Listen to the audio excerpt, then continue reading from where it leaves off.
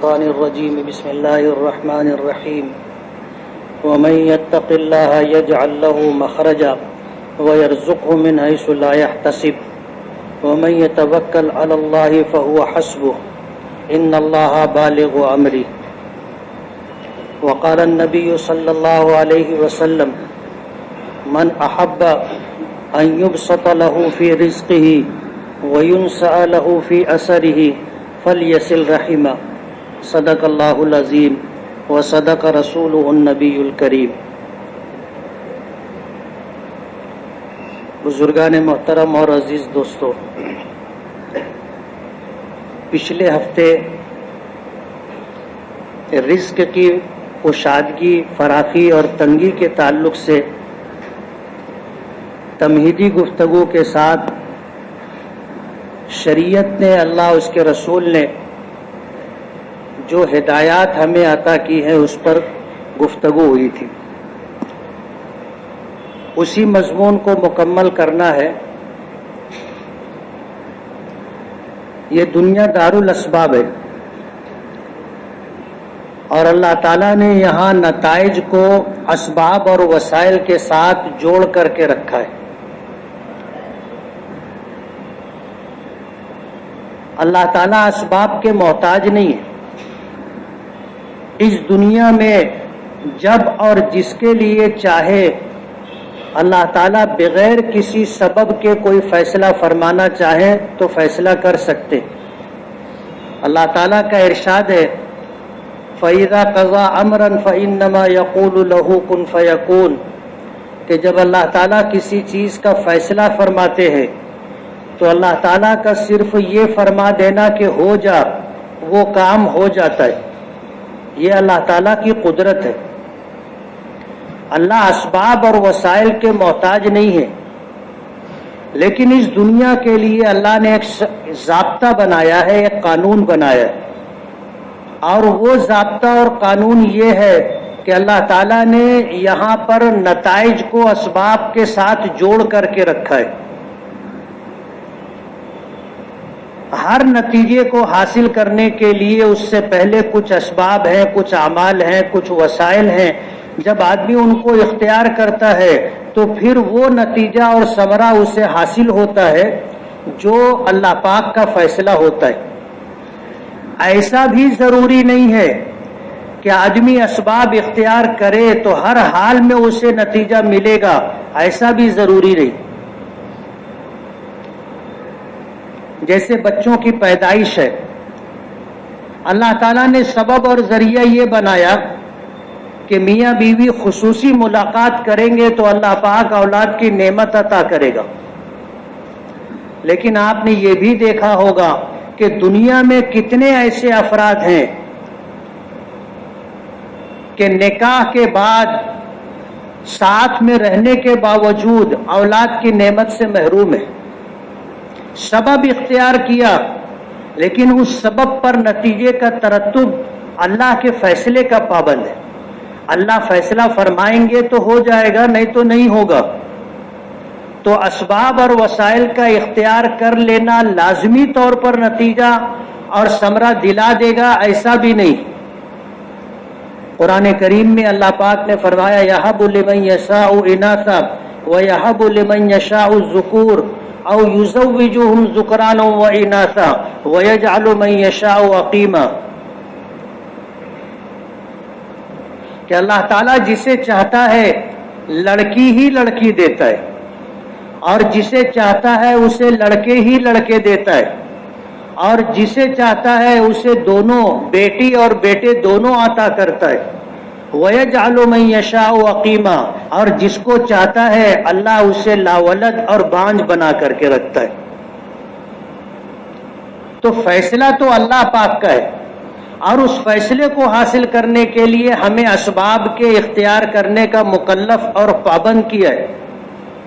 انہی اسباب و وسائل کو اختیار کر کے آدمی نتیجے تک پہنچتا ہے، لیکن اہل ایمان کو جس بات کی ہدایت دی گئی ہے وہ یہ کہ اپنے ہر فیصلے پر وہ اللہ پاک کی طرف رجوع،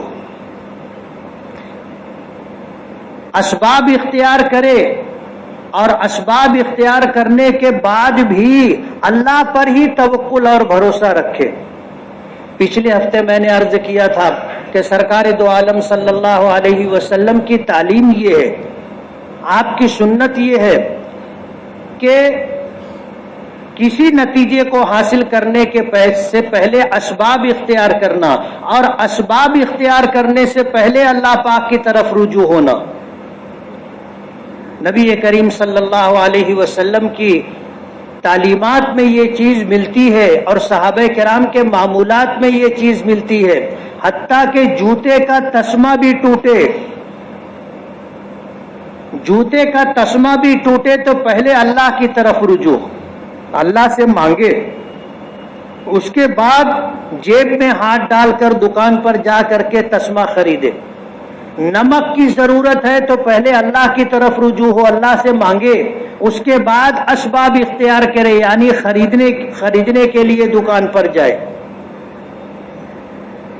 اسباب سے پہلے اللہ کی طرف رجوع، اللہ سے رجوع کے بعد اسباب اختیار کرنا، اور اسباب اختیار کر لینے کے بعد بھی توکل، بھروسہ، اعتماد اللہ پر رکھنا، کرنے والی ذات اللہ رب العالمین کی۔ اس دنیا میں ہمیں جو کچھ بھی ملتا ہے وہ سب رزق ہے، اللہ کا عطا کردہ ہے، اللہ کا دیا ہوا ہے، وہ رزق ہے، اس میں ہماری ساری ضرورتیں، سارے وسائل اور اسباب یہ سب رزق میں آتے ہیں۔ رزق کی کشادگی اور فراخی کے تعلق سے نبی کریم صلی اللہ علیہ وسلم کی طرف سے جو ہدایات اور اعمال بتائے گئے ہیں، ہمیں ان کو اختیار کرنا چاہیے۔ آج ہم لوگوں کی نظر صرف اسباب تک رہ گئی، ہم مسبب الاسباب یعنی اللہ رب العالمین کی طرف پہلے رجوع ہونا اور بعد میں اسی پر بھروسہ اور توکل رکھنا، یہ چیزیں عموماً ہماری نگاہوں سے اوجھل ہو گئی۔ ضرورت اس بات کی ہے کہ ہم ہر معاملے میں اللہ کی طرف پہلے رجوع ہوں، 2 نمبر پر اسباب اختیار کریں، اور اسباب اختیار کر لینے کے بعد بھی بھروسہ اور توکل اللہ کی ذات پر رکھیں۔ یہ ہے شریعت کی وہ ہدایت جو نبی کریم صلی اللہ علیہ وسلم نے ہمیں عطا کی، اور اسی کے ساتھ آپ نے کچھ اعمال بھی بتائے۔ ایک صحابی حضور کی خدمت میں آئے اور آ کر کہنے لگے، اللہ کے رسول، میں رزق کی تنگی میں مبتلا ہوں، جو کاروبار کرتا ہوں نقصان ہوتا ہے۔ حضور پاک صلی اللہ علیہ وسلم نے فرمایا، اپنے ہر کام کی ابتدا دن کے اول وقت میں کیا کرو۔ اللہ تعالیٰ نے دن کی ابتدا میں روزی کی تقسیم رکھی ہے، اور اس وقت جو لوگ اسباب اختیار کرتے ہیں اور اس سے پہلے نماز کے بعد اللہ سے دعا کر کے رزق کی فراخی اور کشادگی مانگ کر زندگی میں اپنے کاموں کا آغاز کرتے ہیں، اللہ تعالیٰ انہیں کشادہ اور فراخ روزی دیتے ہیں۔ حضور نے فرمایا، اپنے کاموں کی ابتدا دن کے اول وقت میں کیا کرو۔ وہ صحابی کہتے ہیں کہ میں اچھے کاروبار کیا کرتا تھا لیکن مجھے نقصان ہوتا تھا، لیکن حضور کی ہدایت پر جب میں نے عمل شروع کیا تو جس کاروبار کو میں نے اختیار کیا، اللہ نے اس میں مجھے رزق عطا فرمایا، رزق کی فراخی، کشادگی عطا فرمائی، اللہ نے مجھے برکت سے نوازا۔ ایک حدیث میں آتا ہے، البرکۃ فی البکور، کہ برکت دن کے اول وقت میں اللہ پاک نے رکھی ہے۔ پچھلے ہفتے اسی بات پر میں نے عرض کیا تھا کہ رزق میں تنگی کا ایک سبب یہ بھی ہے کہ آدمی سورج نکلنے سے پہلے سو جاوے۔ بعض لوگ ایسے ہوتے ہیں فجر کی نماز بھی نہیں پڑھتے اور فجر کی نماز چھوڑ کر کے سوتے رہتے ہیں، اور جو وقت جاگ کر کے اللہ کی عبادت کرنے کا اور جو وقت جاگ کر کے رزق کے حصول میں لگ جانے کا تھا اسے غفلت میں اور سونے میں گزار دیتے ہیں، تو رزق میں تنگی تو رہے گی۔ ہم نے رزق سے محرومی اور رزق کی بے برکتی کا سبب اختیار کیا، اس چیز سے لازماً دوچار ہونا پڑے گا۔ فجر کی نماز کے بعد سورج طلوع ہونے سے پہلے نہیں سونا چاہیے، یہ وقت اللہ کی یاد میں، ذکر میں، دعا میں، تلاوت میں صرف کرنا چاہیے۔ ایک عمل ذکر کیا تھا کہ جو شخص یہ چاہے کہ اللہ تعالیٰ اس کے رزق میں برکت عطا فرمائے، رزق میں کشادگی اور فراخی دے، تو فجر کی نماز کے بعد سورج طلوع ہونے سے پہلے 1000 مرتبہ اسے استغفار پڑھنا چاہیے، مکمل استغفار، استغفر اللہ ربی من کل ذنب واتوب الیہ۔ یہ نہ پڑھ سکے تو اتنا بھی پڑھ لے، استغفر اللہ استغفر اللہ استغفر اللہ 1000 مرتبہ پڑھے۔ سورہ نوح میں اللہ پاک نے اس بات کو ذکر کیا ہے کہ استغفروا ربکم انہ کان غفارا، تم اپنے پروردگار سے اپنے گناہوں کی بخشش چاہو، بے شک وہ بڑا بخشنے والا ہے۔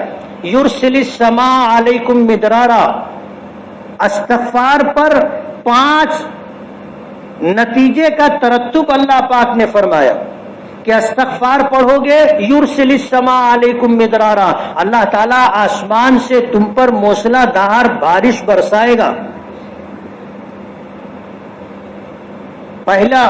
پہلا نتیجہ استغفار کا۔ اور آپ کو پتا ہے ہر چیز کی زندگی اللہ پاک نے پانی پر رکھی، پانی ہے تو زندگی ہے، پانی نہیں ہے تو آدمی کے لیے زندگی بہت کٹھن اور دشوار ہے۔ اور پانی کے حصول کا سب سے مؤثر ذریعہ بارش ہے۔ اللہ نے فرمایا اپنے پروردگار سے گناہوں کی بخشش چاہو، وہ بڑا بخشنے والا ہے، تم پر موسلا دھار بارش برسائے گا۔ یرسل السماء علیکم مدرارا ویمددکم باموال وبنین، جو شخص یہ چاہتا ہو کہ اللہ تعالیٰ اسے رزق کی کشادگی عطا فرمائے، اللہ تعالیٰ اسے مال و متاع، مال و منال عطا فرمائے، اسے چاہیے کہ کثرت سے استغفار پڑھے۔ وبنین، جو لوگ لا ولد ہیں یا جن کو اللہ نے بیٹیاں ہی بیٹیاں دی ہے، بیٹا نہیں ہے اور بیٹے کی چاہت ہے، فرمایا کہ استغفروا ربکم، اپنے پروردگار سے اپنے گناہوں کی بخشش چاہو، اللہ تعالیٰ اولاد نرینہ عطا کرے گا۔ وَيَجْعَلْ لَكُمْ جَنَّاتٍ، اور اللہ تعالیٰ تمہاری زمینوں کو سرسبز و شاداب رکھے گا، تمہاری کھیتیاں تمہارے لیے غلات پیدا کریں گی، تمہاری ضرورت کی ساری چیزیں اللہ پاک تمہیں عطا کرے گا۔ استغفار پڑھا کرو۔ وَيَجْعَلْ لَكُمْ أَنْهَارًا، اور زمین میں اللہ تعالیٰ تمہارے لیے پانی کی نہریں جاری کرے گا۔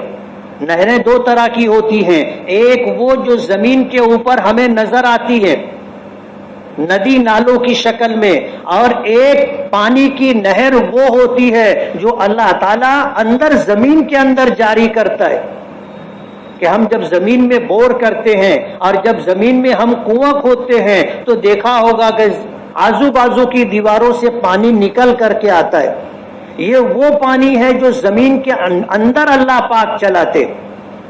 یہ 5 نعمتیں اللہ پاک استغفار پر عطا فرماتے ہیں۔ حضرت حسن بصری رحمت اللہ علیہ کے پاس ایک مرتبہ ایک شخص آیا، مجلس لگی ہوئی تھی، اللہ کے بہت بڑے ولی اور بزرگ اور مشہور تابعی ہے، صحابہ کرام کے شاگرد ہیں، ان کے پاس کسی نے آ کر کہا کہ دعا کیجئے، حالات بہت خراب ہیں، بارش نہیں ہو رہی ہے۔ فرمایا استغفار پڑھو، اللہ تعالیٰ بارش کی نعمت عطا فرمائے گا۔ وہ چلا گیا۔ دوسرا شخص آیا، اس نے تنگی کی شکایت کی، فقر اور محتاجگی کا شکوہ کیا، فرمایا استغفار پڑھا کرو۔ ایک شخص آیا، وہ آ کر کہنے لگا کہ میرے نرینہ اولاد نہیں ہے،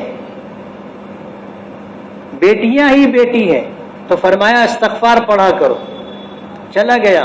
چوتھا شخص آیا، اس نے کھیتی میں پیداوار نہ ہونے کی شکایت کی، تو فرمایا استغفار پڑھا کرو۔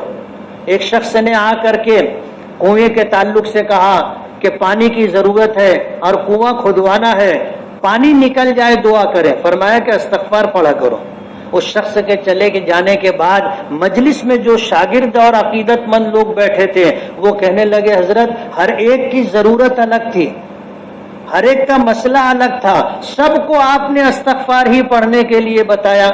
تو فرمایا کہ یہ تو میں نے اللہ پاک کا ارشاد نقل کیا ہے، اللہ پاک کا ارشاد ہے استغفروا ربکم انہ کان غفارا، پھر فرمایا یرسل السماء علیکم مدرارا، استغفار کرو گے اللہ تعالیٰ آسمان سے موسلا دھار بارش برسائے گا. وَيُمْدِدْكُمْ بِأَمْوَالٍ، اللہ تعالیٰ مال دے کر کے تمہاری مدد کرے گا، مالی اعتبار سے تمہیں بڑھا دے گا، رزق میں کشادگی اور فراخی عطا کرے گا، تمہیں نرینہ اولاد دے گا، تمہاری کھیتیاں، تمہارے باغات پھل پھول غلات پیدا کریں گی، اللہ تعالیٰ زمینوں میں تمہارے لیے پانی رکھے گا. یہ تو اللہ پاک کا ارشاد ہے. صبح سویرے اپنے کام کی ابتدا، صبح سویرے استغفار کی کثرت، اور اسی کے ساتھ اللہ پاک سے تقوی اختیار کر کے زندگی گزارنا. تقوی پرہیزگاری کی زندگی، گناہوں سے اجتناب کے ساتھ اللہ کی اطاعت و فرما برداری. یہ اتنا جامع لفظ ہے کہ اس میں بے شمار چیزیں آ جاتی، بے شمار چیزیں. جتنے گناہ ہیں ان سے بچنا اور جتنی طاعات اور نیکیاں ہیں ان کا کرنا تقوی ہے. اب اگر ہم اس کی تفصیل میں جائیں تو بہت لمبی گفتگو ہو جائے گی. آدمی زنا سے بچے، آدمی جھوٹ سے بچے، غیبت سے بچے، چغل خوری سے بچے، ماں باپ کی نافرمانی سے بچے، لوگوں کے حقوق ضائع کرنے سے بچے، آدمی دیانتداری کے ساتھ کام کاج کرے. یہ سارے گناہوں سے بچ کر کے اور نیکیوں کو اختیار کر کے آدمی چلے گا، اللہ تعالیٰ کو شادہ اور فراخ روزی عطا فرمائیں گے. علماء نے لکھا ہے کہ جو شخص اللہ کے فیصلے پر راضی رہتا ہے اور توکل اور قناعت کی صفت اختیار کرتا ہے، اللہ تعالیٰ اس کے رزق میں فراخی عطا فرماتے. قناعت، اللہ نے جو مجھے دے دیا اس پر راضی رہنا، اللہ کے دیے ہوئے پر راضی رہنا قناعت ہے. مانگنا ایک الگ چیز ہے، اللہ سے مانگنا چاہیے، لیکن جو مل گیا اس پر راضی رہنا چاہیے. آج مانگنے سے منع نہیں کیا. حضرت ایوب علیہ السلام کا واقعہ میں نے پیوستہ ہفتے ذکر کیا تھا درس قرآن میں، کہ غسل کر رہے تھے، آسمان سے اللہ نے سونے کی ٹڈیاں برسائی، انہوں نے اسے جمع کرنا شروع کر دیا. اللہ پاک نے فرمایا کہ ایوب، میں نے تمہیں بے شمار دولت عطا کی ہے اور اس کے بعد بھی تم جو ہے جمع کرنے لگے. تو حضرت ایوب علیہ السلام نے جواب دیا، اللہ غنا بی عن برکتی کا، کہ اے اللہ تیری برکت سے میں بے نیاز نہیں ہوں، تیری برکت سے میں بے نیاز نہیں ہوں. تو مانگنا اور مل جانے پر لے لینا منع نہیں ہے، لیکن جو مل گیا اس پر قناعت. حدیث پاک میں آتا ہے کہ جو آدمی قناعت سے زندگی گزارے گا تو جو اسے مل جائے گا وہی اسے بہت لگے گا کہ اللہ نے مجھے بہت دیا، اور اللہ اس میں برکت دے گا. اور حرص کے ساتھ، لالچ کے ساتھ جب آدمی زندگی گزارتا ہے تو جو اسے مل جاتا ہے اس میں بھی برکت نہیں ہوتی، اور اسے ایسا لگتا ہے کہ مجھے کیا ملا. اسے کمی کا شکوہ اور شکایت رہتی ہے قناعت نہ ہونے کی وجہ سے. اور جب آدمی تقوی کی راہ اختیار کرتا ہے، پرہیزگاری کی زندگی گزارتا ہے، تو اللہ تعالیٰ پرہیزگاروں کے لیے، نیکی کرنے والوں کے لیے، دین سیکھنے اور سکھانے والوں کے لیے اللہ نے ذمہ داری لی ہے، اور اللہ اپنی ذمہ داری پوری فرماتے ہیں. ان کی ساری حاجت اور ضرورت اللہ پاک پوری فرما دیتے ہیں. پچھلے ہفتے حضرت عائشہ رضی اللہ تعالی عنہا کا عمل ذکر کیا تھا. حضور سے یہ عرض کیا تھا کہ ایسا لگتا ہے گھر میں کھانے پینے کے اور دیگر سامان میں برکت نہیں ہے. فرمایا کہ ہر چیز پر اللہ کا نام لیا کرو اور آیت الکرسی پڑھا کرو. شاید تم نے آیت الکرسی پڑھنا چھوڑ دیا.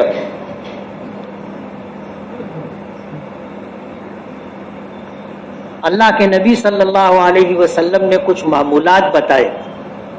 امام غزالی رحمت اللہ علیہ نے لکھا ہے کہ جو شخص فجر کی نماز کے بعد 7 مرتبہ درود شریف پڑھے، پھر 7 مرتبہ سورہ فاتحہ پڑھے، 7 مرتبہ آیت الکرسی پڑھے، 7 مرتبہ قل هو اللہ پڑھے، 7 مرتبہ قل اعوذ برب الفلق اور 7 مرتبہ قل اعوذ برب الناس پڑھے، اور اس کے بعد یہ دعا جو اللہ کے نبی صلی اللہ علیہ وسلم نے فرمائی ہے، اللہم یا غنی یا حمید یا مبدی یا معید یا رحیم یا ودود اغننی بحلالک عن حرامک وبفضلک عمن سواک، اور 7 مرتبہ پھر درود شریف پڑھے۔ ایک ہفتہ نہیں گزرے گا اللہ تعالیٰ اسے رزق کی فراخی عطا فرمائیں گے اور اسباب اور وسائل رزق کو متوجہ کر دیں گے، مقروض ہوگا تو اللہ قرض سے نجات عطا کریں گے۔ جو شخص 100 مرتبہ اللہ تعالیٰ کے ناموں میں سے ایک نام ہے یا غنیو یا غنیو یا غنیو، آگے پیچھے 3 مرتبہ درود شریف اور 100 مرتبہ صبح اور شام اس کے پڑھنے کا معمول بنائے گا، اللہ رزق کی فراخی عطا فرمائیں گے۔ حضرت آدم علیہ السلام کے متعلق آتا ہے کہ اللہ نے جب آسمان سے اتارا، زمین پر آئے اور پھر جب بیت اللہ پہنچے تو بیت اللہ پہنچنے کے بعد بیت اللہ کا طواف کیا، اور بیت اللہ کا طواف کر لینے کے بعد ملتزم پر آئے اور آ کر کے دعا کی،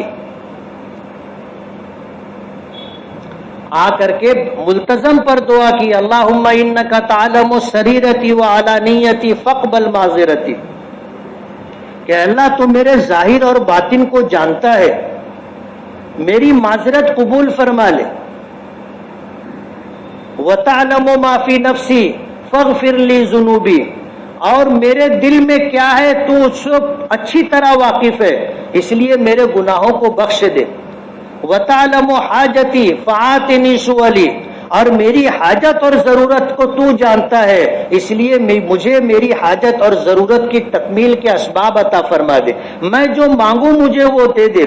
اللہم انی اسألوک ایمانا یباشر قلبی، مجھے ایسا ایمان عطا فرما جو میرے دل میں رچ بس جائے، وَيَقِينًا صَادِقًا حَتَّى عَالَمَ أَنَّهُ لَا يُصِيبُنِي إِلَّا مَا كَتَبْتَ لِي، اور مجھے ایسا سچا یقین عطا فرما کہ مجھے اس بات کا اعتماد اور یقین ہو جائے کہ جو آپ نے میرے مقدر میں لکھ دیا ہے وہی مجھ کو ملے گا، لا یصیبنی الا ما کتبت لی، جو آپ نے مقدر میں لکھ دیا ہے وہی ملے گا، ورضا بما قسمت لی، اور مجھے اپنی تقدیر پر، اپنے فیصلے پر راضی فرما دے کہ میں آپ کے ہر فیصلے پر راضی رہوں۔ حضرت آدم علیہ السلام نے بیت اللہ کے طواف کے بعد ملتزم پر یہ دعا مانگی تھی، اللہ پاک کی طرف سے وحی آئی کہ آدم ہم نے تمہاری دعا قبول کر لی، تم نے جو مانگا ہے ہم نے عطا کیا، اور پھر اللہ پاک نے فرمایا کہ آدم قیامت تک تیری اولادوں میں سے جو بھی ہم سے یہ دعا کرے گا ہم اس کے غم اور فکر کو دور کر دیں گے، ہم اسے رزق کی فراخی عطا کریں گے، دل کی کشادگی عطا کریں گے، اور دنیا میں ہر تنگی سے نکلنے کا راستہ اسے دیں گے، اور اسے بے نیاز کر دیں گے، وہ مخلوق کا محتاج نہیں رہے گا۔ تو یہ دعا بھی پڑھنی چاہیے۔ آدمی جیسے معمولات کو اختیار کرے اللہ رزق کی برکت عطا فرماتے ہیں۔ حضرت مولانا ذوالفقار صاحب نقشبندی دامت برکاتہم عام طور پر لوگوں کو جو عمل بتاتے ہیں وہ یہ کہ فجر کی نماز کے بعد آپ 3 مرتبہ درود شریف پڑھیں، پھر آخر میں 3 مرتبہ درود شریف، اور درمیان میں 70 مرتبہ لإلاف قریش کی سورت پڑھے۔ بیمار ہوں گے اللہ صحت اور شفا عطا فرمائیں گے، مقروض ہوں گے اللہ قرض سے نجات عطا فرمائیں گے، رزق کی تنگی میں مبتلا ہوں گے اللہ رزق کی فراخی عطا فرمائیں گے، اگر مخلوق سے حیران اور پریشان ہوں گے تو اللہ تعالیٰ ان سے، ان کی پریشانیوں سے، مصیبتوں سے اللہ نجات عطا کریں گے۔ اور ان ساری چیزوں کا آپ اگر نچوڑ دیکھو گے تو یہ انابت اللہ ہے کہ آدمی اللہ کی طرف رجوع ہو، اپنے مسئلوں کے حل کے لیے اللہ سے دعا کرے، اللہ سے مانگے، اور ان اعمال اور معمولات کو اختیار کریں، اللہ پاک اسباب اور وسائل بھی عطا کریں گے اور رزق کی کشادگی اور فراخی بھی دیں گے. یعنی رزق کی فراخی اور کشادگی جن اسباب اور وسائل سے اللہ پاک دیتے ہیں وہ اسباب اور وسائل بھی اللہ پاک عطا فرمائیں گے. اس لیے ہم دنیا میں صرف اسباب کی طرف متوجہ ہیں، مسبب الاسباب سے غافل ہیں، اور اسی کے ساتھ اللہ کے نبی صلی اللہ علیہ وسلم نے جو دعائیں بتائی ہیں ان دعاؤں کا اہتمام ہونا چاہیے. اللہم قنعنی بما رزقتنی وبارک لی فیما آتیتنی، اللہم اغفر لی ذنوبی وافتح لی ابواب رحمتک ویسر لی ابواب رزقک، اللہم اغفر لی ذنبی ووسع لی فی داری وبارک لی فی رزقی. اس طرح کی جتنی دعائیں حضور نے فرمائی ہے ان دعاؤں کو اپنا معمول بنانا چاہیے. اور جو بندہ اللہ سے مانگتا ہے وہ کبھی محروم نہیں رہتا. اس بات کا یقین دل میں ہونا چاہیے کہ اللہ غنی ہے، بے نیاز ہے، اور اس کے خزانے لامحدود ہیں. اس نے مانگنے کا حکم دیا، قبول کرنے کا وعدہ کیا. جو آدمی مانگتا رہتا ہے اللہ اسے دیتا ہے. جو آدمی دروازہ کھٹکھٹاتا رہتا ہے اس کے لیے دروازہ کھلتا ہے. اس لیے دعاؤں کا اہتمام، جب ہم دعاؤں کا اہتمام کریں گے انشاءاللہ اللہ کا فضل متوجہ ہوگا، اور ہم جن پریشانیوں اور حالات سے گزر رہے ہیں اللہ اسے تبدیل فرمائیں گے، اللہ اسے تبدیل فرمائیں گے. اور رزق کی فراخی اور کشادگی کے اللہ پاک اسباب اور وسائل بھی دیں گے. اللہ کسی کا محتاج نہیں ہے اور کسی کا پابند نہیں ہے، لیکن ہم لوگوں کو اپنے معمولات بدلنے پڑیں گے، اور ہم لوگوں کو وہ راستہ اختیار کرنا پڑے گا جس راستے پر چل کر اللہ راضی ہوتے ہو، جس راستے پر چل کر دنیا اور آخرت بنتی ہو، جس راستے پر چل کر کے اللہ تعالیٰ مخلوق سے بے نیازی عطا کرتے ہو، جس راستے پر چل کر کے اللہ تعالیٰ بیماریوں سے، مصیبت و آلام سے نجات دیتے ہو، جس راستے پر چل کر کے اللہ رزق کی فراخی اور کشادگی عطا کرتے ہو. وہ راستہ دین کا راستہ ہے، وہ راستہ انابت اللہ کا راستہ ہے، وہ راستہ دعا اور تضرع کا راستہ ہے. آدمی اللہ سے مانگے، مانگنے والا کبھی بھی محروم نہیں رہتا. اللہ تعالی ہمیں عمل کی توفیق عطا فرمائے. وآخر دعوانا الحمدللہ رب العالمین. جن ساتھیوں نے سنت نہ پڑھی وہ سنت پڑھ لیں.